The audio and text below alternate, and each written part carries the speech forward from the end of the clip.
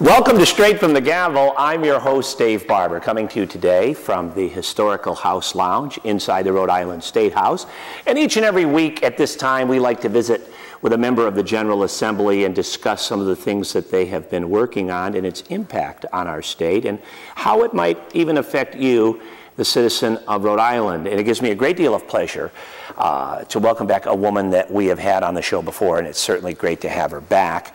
And it's particularly good to have her back this day because we're going to change the formatics just a little bit because our guest has brought along a special guest. But first, let me welcome the Honorable State Representative Eileen Naughton. Representative, it's great to see you again. It's great to be here, David. And thank you so much for extending an invitation so I could bring Maureen Maigret. Many of your viewers may recall that she was the first woman deputy speaker of the House of Representatives.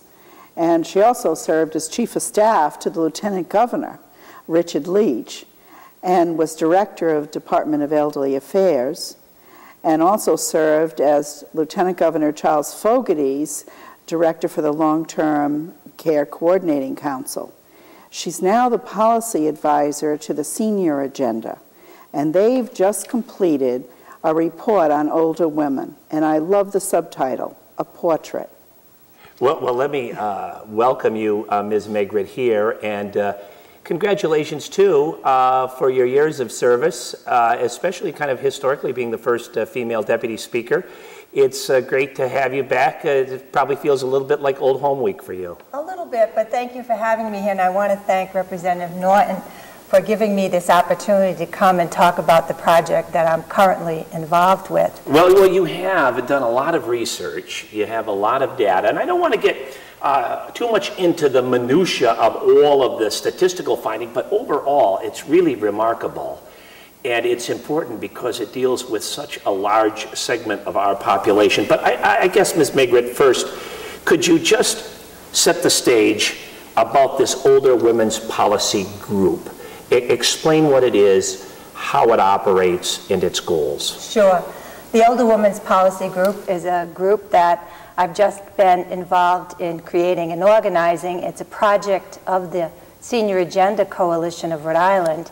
And how it came about is the Women's Fund of Rhode Island puts out annually small grants to entities that are working to promote equity for women.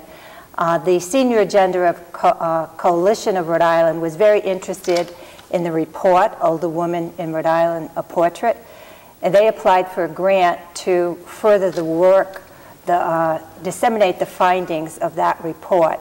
And they asked me, I'd been a policy consultant to them, and they asked me to be the project lead on creating this new Older Women's Policy Group. The group really has three goals, three-part goals. One is to work to share, to disseminate the findings of the report, and I'm here today to help do that. The second is to build a core group of women advocates who can work particularly on behalf of issues that are important to older women. And the third is to promote policies that will improve the quality of life of Rhode Island older women, particularly their economic security, and to promote their active participation in our community. So, is it a survey? Is it research in terms of gathering data about older females in our state? Is that how you started out by trying to pull together all of this information? That's how it started out. The Women's Fund of Rhode Island had recognized that in the reports they had done in the past, and the Women's Funds, just to back up for a minute, the Women's Fund of Rhode Island works to eliminate gender inequities. And they've done a number of reports on the status of women in our state. But in the past, there may have been one page devoted to older women. So they really saw a need to come up with a report that would be a more comprehensive report on what Rhode Island older women look like. So they commissioned this report. They asked me if I would do the research on this report, and I agreed to do that. And it really was a remarkable experience because not only was I able to do the quantitative work, compile the data from the census and other national and state organizations. But we decided to do something that I don't know if it's been done in other states. We said, let's not just get this data together. Let's go out and talk to older women in the communities. So we did a series of about 6 focus groups with older women in various settings. We went to a senior center, to an assisted living, to an elderly housing complex, and to a nursing home. And we interviewed older women. We wanted to hear directly from them. What were their concerns?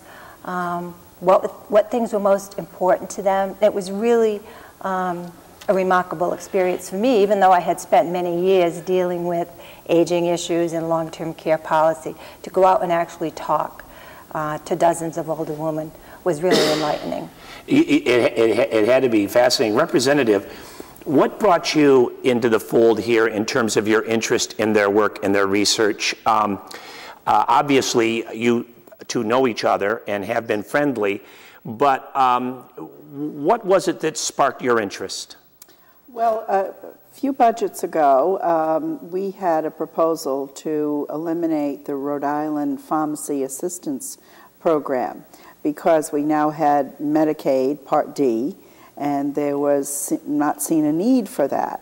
And in meeting with Maureen and discussing from her, actually her knowledge in the community, she provided me with scenarios, case studies of cases where that was the essential factor in keeping that individual well and out of a hospital.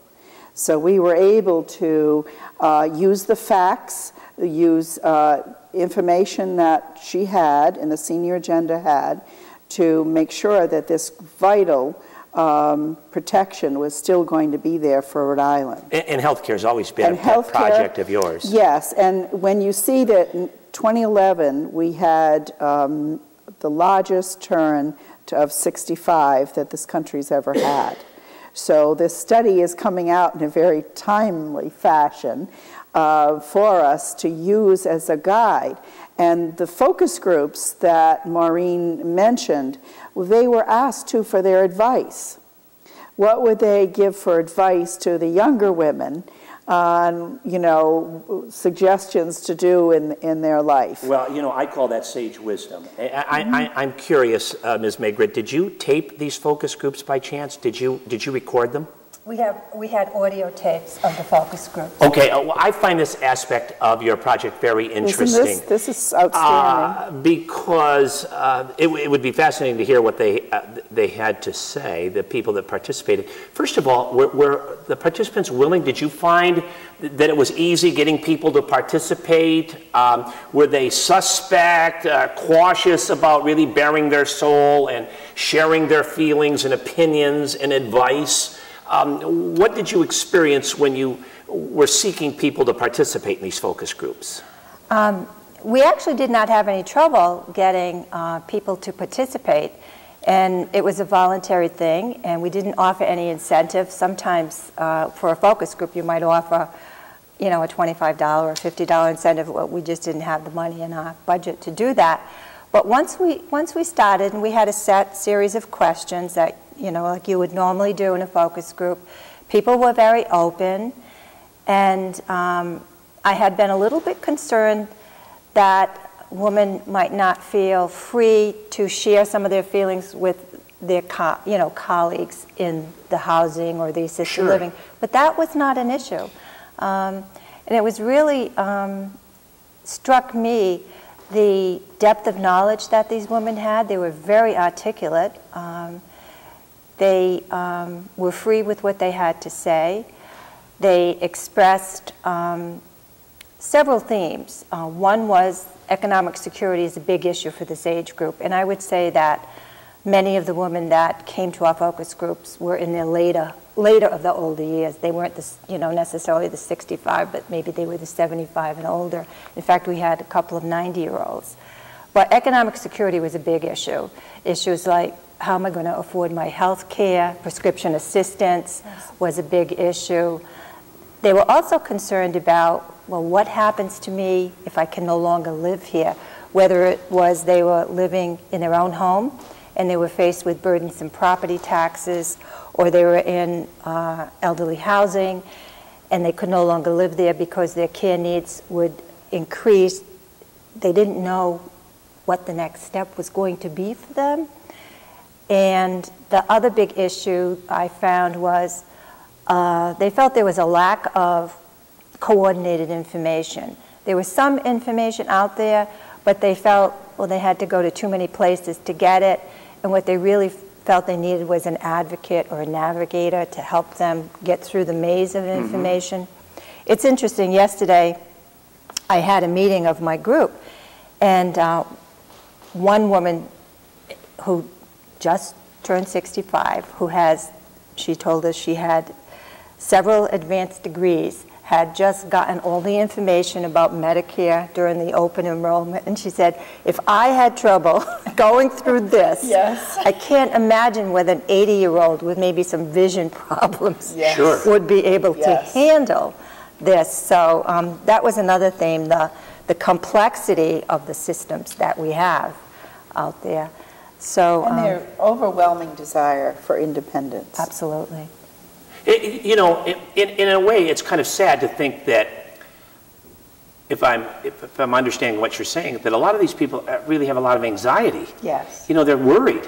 Yes. At a time, really, when you would hope that they could be free of that. Yeah, and Social Security reform was also one of the topics they discussed, and that is distressing for them. They are mainly dependent on Social Security, the women much more than men are. And if for any change to occur, any increases in co-pays for them with health care, and health care status is fundamental to them, living independent, and they're very fearful that the co-pays, in fact, one mentioned that they could no longer go to their oncologist for cancer at $40 a visit. So we're seeing this now before any Social Security reform. And we did the focus groups at a time when there hadn't been a cost of living adjustment in Social Security for 2 years. You know, we recently did get one, but there hadn't been one for 2 years. So the economics of the older population are a real concern for them, and as well as what Representative Naughton mentioned, they're real concerned about maintaining their independence for as long as possible, and that their wishes be honored in terms of what happens at the end of life. So independence, economic security. The other theme was the potential for social isolation of the older population. One of the findings in our report is that women can expect to live 10 years without a driver's license. And that's pretty, when you think about that. Now, is that a national average? That's a national average. Okay. But think about it, if the average woman's longevity is 85 years old, and at around 75 or 80 people stop driving for a number of reasons, think about all those years where they cannot do what they were used to do, get out in the car and go wherever you want. To be dependent on family members or the limited public transportation services that we had is really difficult to think about. Well, and take, for example, a 75-year-old female today. They grew up in an era where they had automobiles the entire time. They were a very transient, mobile society, independent. People drove to and from wherever they wanted to go. So that has to be kind of culture shock, too, when somebody is faced with that limitation and can no longer do that, and they're going to be more inclined. I mean, it would be reasonable to think that it would be easy to become kind of a shut-in. Absolutely. That's right. And that leads to serious health consequences, very costly ones as well. Well, now, this is very interesting. You've singled out the female gender. Now, aside from the fact that you both are females, unfortunately for this show, you're not older, so we can't really pick your brain too much on that. But why just women? Do you think in the future there will be a similar study done about the older male in Rhode Island? Well, why just women? Let me answer that. The study was initiated by the Women's Fund, which focuses on issues related to women and gender equity for women. But the reality is that when we look at the older population, 60% of people in Rhode Island age 65 and older, 6 out of 10 are women. And the higher the age, the more predominant the female sex is. Because they live longer. We live longer. When we get to the 85-year age and older, 73%, 7 out of 10 individuals that is 85 and older in Rhode Island are women. So that explains why we're focusing on older women. Obviously, programs and policies that we put in place for older women will be helpful to older men as well, but there are a number of indicators that lead to women having more economic insecurity. One is their marital state. We have almost 3 times as many women widows as older men. That affects them in terms of economics.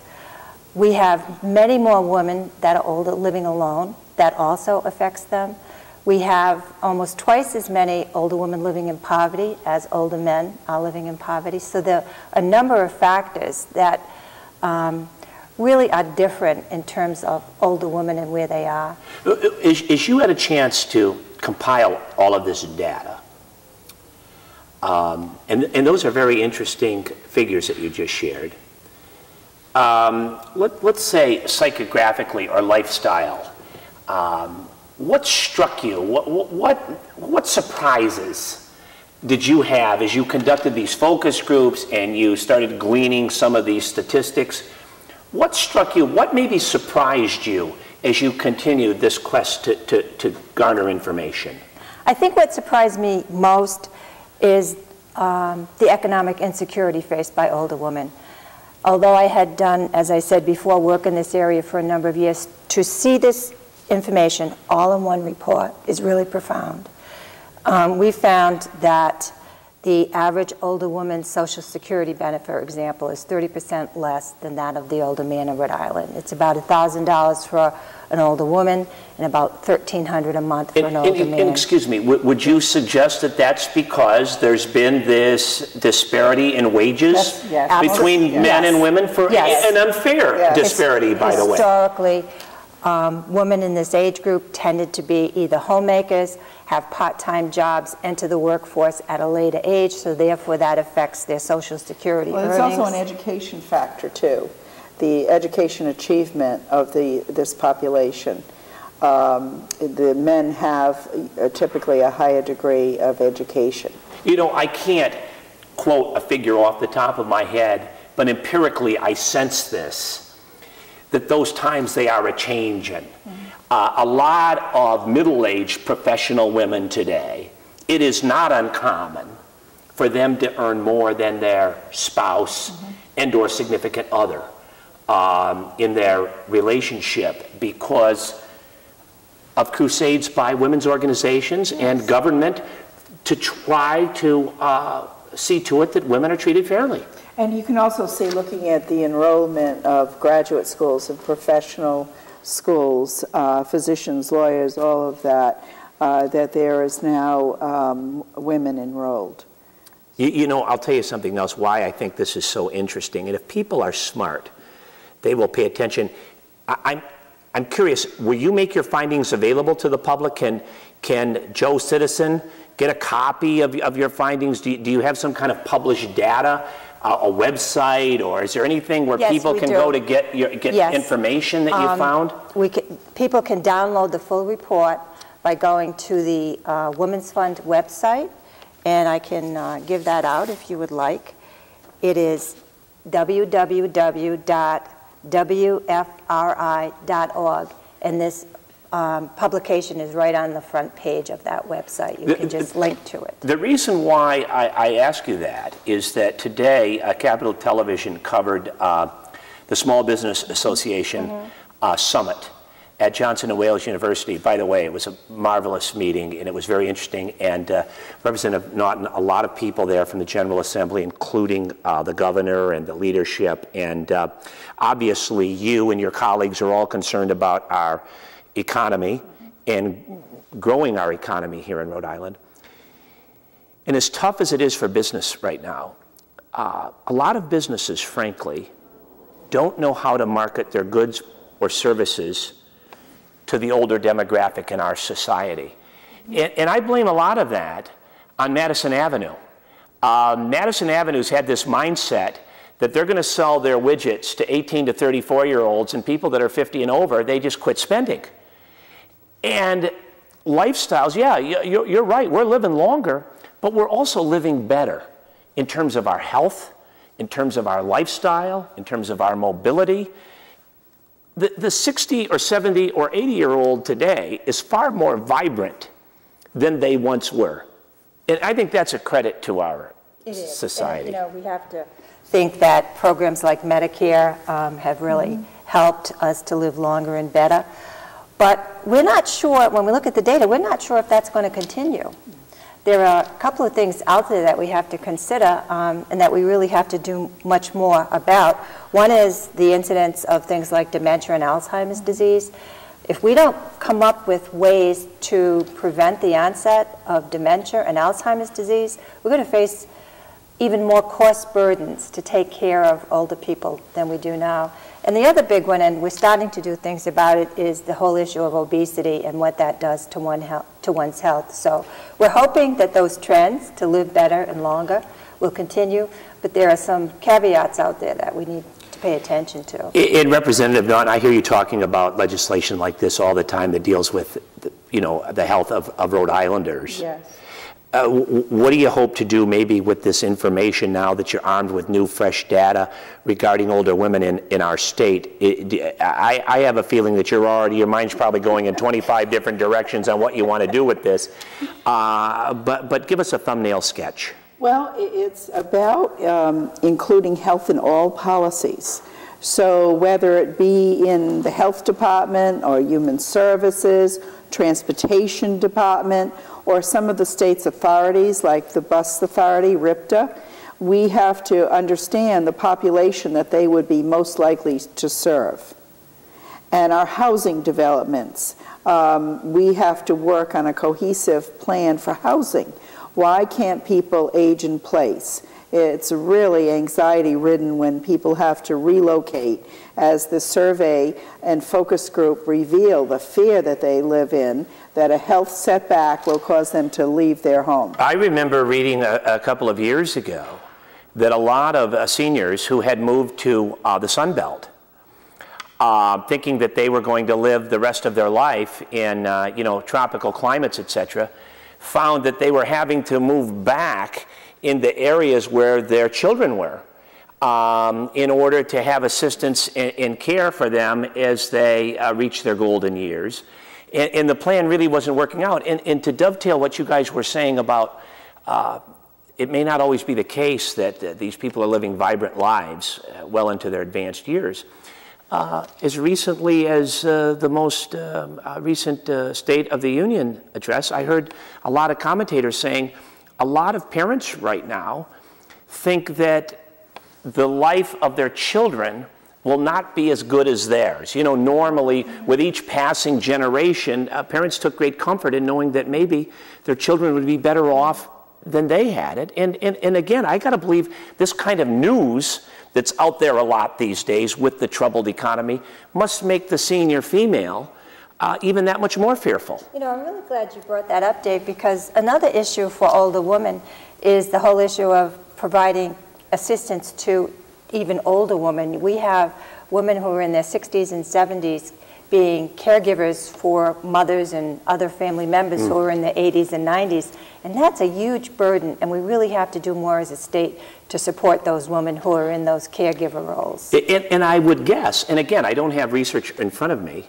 quantitative research, but you probably have a lot of seniors, older women, who have older children coming back and living with them as a result of the economy and layoffs and loss of benefits. And they're now moving back in with their parents or parent at an advanced age. You hear that happening all the time. Yes, and we even hear of grandparents who now have become, for a number of reasons, custodians of their grandchildren and have to take on the role of parent of grandchildren. And again, that is something that is becoming more and more prevalent. And that would be our DCYF. So you see how health in all policies, because we can look at genetics, that's a certain amount of each individual's health is affected by, but a majority of it, at least 70%, is affected by your environment and your lifestyle. We probably, at this very moment, have a number of older women watching this telecast that may have some of the same concerns that you folks have alluded to today. What resources are available to them? An older female who's wrestling with some of these challenges, what programs are in place now in our state that the older woman can call upon to maybe be of service should they be trying to deal with some of these challenges? We have a number of programs, whether they're federal programs or state programs. One I like to push, and I know Representative Naughton has been working on this one for a long time, and that's the SNAP program, the Supplemental Nutrition Assistance Program. It used to be called food stamps, and that had a kind of a negative connotation to it. But the reason I like to push that for our older population is because the state has made changes in the recent years. Dramatic changes to make it easier to apply, yes, to take away the negative connotation. And if an older person's income is less than about 200% of the poverty level, and that's roughly about $21,000 a year, they can be eligible for the SNAP program, and the eligibility doesn't take into consideration their assets. So they're not going to have to drag out every CD and bank account. Every 6 months. Every 6 months. We tell older people all the time to be careful about what they're eating, and we encourage people, eat fresh fruits, eat fresh locally vegetables. Grown food. You know, you go to the grocery store, as I do, I'm sure, the price of an orange is $1. Yes. So for limited income seniors, they should really take advantage of the SNAP program if they think they might be eligible. So that's just one program that I like to push.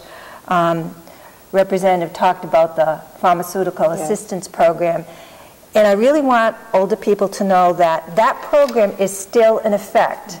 Last year, the governor's budget called for its elimination, but the legislature, in its wisdom, because they started that program in the mid-'80s, they voted to continue the program and put some funding into it. So when you get into the Part D donut hole, you can use, if you have if you're enrolled in RIPE, the pharmaceutical assistance program, that will help you with your copay. So that's still in effect. A lot of people are not aware of the fact that they can still use their RIPE program for benefits. We also have a really nice program run out of our Division of Elderly Affairs. It's a copay program that helps homebound seniors who need some homemaker home health aid assistance get those services into the home.